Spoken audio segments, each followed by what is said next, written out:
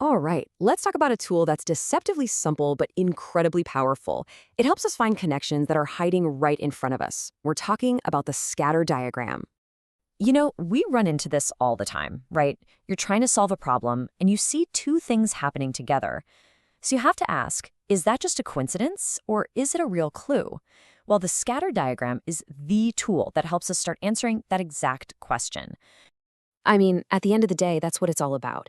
If you want to solve quality problems, you absolutely have to see the relationship between cause and effect. Otherwise, what are you doing? You're just taking a shot in the dark, and that's no way to run things. Okay, so before we really get into the nitty-gritty of the scatter diagram, let's get a little context.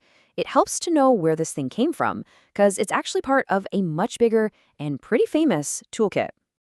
So picture this, it's post-World War II Japan. The country's rebuilding, and there's this huge push to improve manufacturing quality. A Japanese professor, Karuo Ishikawa, had a brilliant insight. He realized all these complex stats were just too much for the average worker. So he developed a set of simple, visual tools. The whole idea was to empower everybody on the factory floor, not just the statisticians, to be a problem solver. This collection got a really cool name, the 7 Basic Tools of Quality, and it was inspired by the 7 legendary weapons of a famous warrior monk named Benkei. How cool is that? And here they are, the 7 weapons for quality. You've got the cause and effect diagram, also called a fishbone diagram, the check sheet, control chart, histogram, Pareto chart, stratification, and the star of our show today, the scatter diagram. And listen to this. It's said that these 7 tools together can solve something like 95% of all quality problems. That's incredible. Okay, so let's zoom in.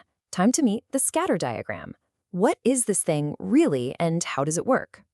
You've probably seen one of these before, even if you didn't know its name. Some people call it a scatter plot or just a simple XY graph.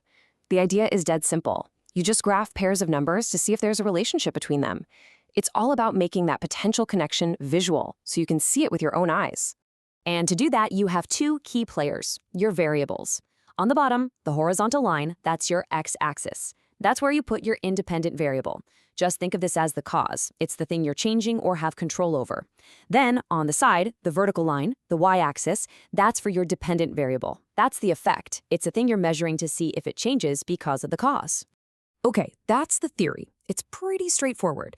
But now let's see it in action with a real-world example, because this is where you really see how powerful this simple graph can be. So how do you make one? It's really just 4 simple steps. First, you gather up your data, these pairs of numbers where you think something's going on. Second, you draw your axes, cause on the bottom, effect on the side. Third, you just plot the dots for each pair of data. And last, and this is the fun part, you just look at it. You look for a pattern. See? Super easy. Okay, let's put ourselves in the shoes of a real team. Let's say we're making some product and we have a hunch. We suspect that the amount of iron in our material, that's our cause, is messing with the final purity of the product. That's our effect. So what do? We plot it. Iron goes on the x-axis, purity goes on the y-axis, and here we have 24 data points from our production runs. Now, if you just kind of squint at those dots, it's a bit of a blob, right? It's hard to tell for sure if there's a real pattern. So to make it more objective, we can use this neat little trick. We draw a line right down the middle of the data, both horizontally and vertically. This splits the graph into 4 boxes or quadrants. Okay, so what we do next is we just count the dots in each of those 4 boxes. Don't get bogged down by the formulas you see here. The basic idea is to see if more dots are falling into the quadrants that would suggest a relationship versus the ones that suggest randomness. After we do the counting, we get a key number. We'll call it Q. And in this specific example, our Q value is 6. So, what does a Q of 6 actually tell us? Well, there's a standard table you can look this up on, and for 24 data points, the magic number from that table is also 6. Now, here's the rule. For a relationship to be confirmed, our Q has to be less than the table value. In our case, it's equal. It's not less. So what's the verdict? No proven relationship. Bummer. It means that based on this data, the pattern we're seeing could just be a coincidence. But hey, that's just one example. What happens when there is a clear relationship? Let's look at some of the patterns you might see and what they actually mean. These are the 2 big ones you'll see all the time. On the left, that's a negative correlation. See how the points slope downwards? It means as one thing goes up, the other thing tends to go down. On the right, that's a positive correlation. As one thing goes up, the other thing goes up too. The whole cluster of points slopes upwards. And here's a super simple way to tell how strong that relationship is. Just look at how tightly packed the dots are. If they form a really tight, skinny line, that's a strong relationship. It's like they're all marching in step. But if the points are spread out all over the place in a big fat cloud, well, the relationship is much weaker. It's a really intuitive way to see how much confidence you should have in the connection. It's also super helpful to know where the scatter diagram fits in with the other tools. Remember that fishbone diagram we mentioned? That's what you use to brainstorm all the possible causes for a problem. Well, the scatter diagram is the perfect follow-up. It lets you take those ideas from the brainstorm one by one and actually test them with real data. It's how you go from, hey, maybe it's this, to, okay, the data shows there's a connection. Okay, we have to talk about something that is absolutely critical when you use this tool. It's maybe the most important takeaway of all. It's a classic saying in the world of data, and for a very, very good reason. Let this one really sink in.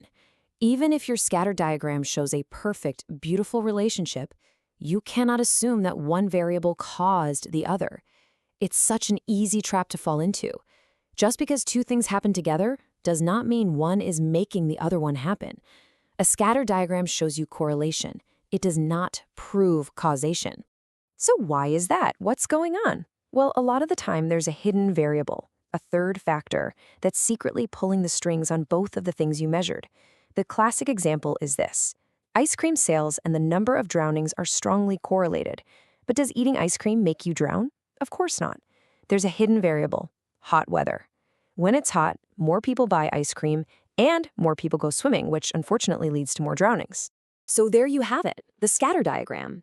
It's such a simple but genuinely powerful tool for making invisible connections visible.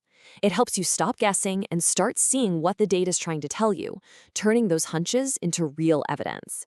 It really pushes you to look at the world around you a little differently. So I'll just leave you with this question. What hidden relationships in your world are just sitting there, waiting to be plotted?